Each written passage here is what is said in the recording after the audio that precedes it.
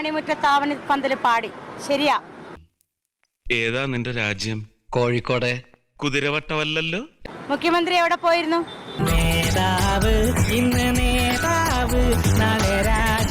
മുഖ്യമന്ത്രി വന്നായിരുന്നെങ്കിലേ ഞങ്ങൾ കള്ളിപ്പെണ്ണെ പാടിക്കൊടുക്കുമായിരുന്നു. എന്തേ വിടാതിരുന്നേ? വിട്ടുകൂടായിരുന്നോ? ഞാൻ പോവൂല. നിന്നോട് പോകാനല്ലേ പറഞ്ഞത്? ഞാൻ പോവൂലെന്നല്ലേ ഞാൻ ആദ്യമേ പറഞ്ഞു. ബിന്ദുമന്ത്രി വരുന്നില്ലായിരുന്നോ? ഞങ്ങൾ പറയുമായിരുന്നു തുള്ളി തുള്ളി നടക്കുന്ന കള്ളിപ്പെണ്ണെന്ന് പാടുമായിരുന്നു. ഞങ്ങൾ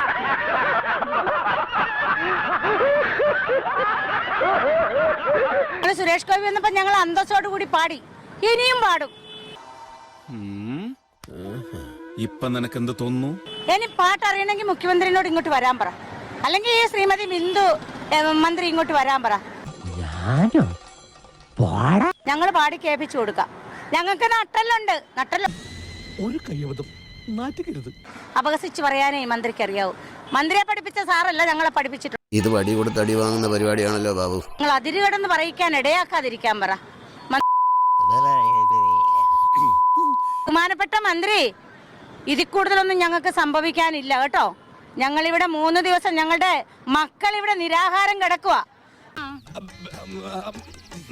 ഈ അവസരത്തിൽ ഞങ്ങളെ ഭദ്രകാളിയാക്കാതെ ഇരിക്കവിടെ.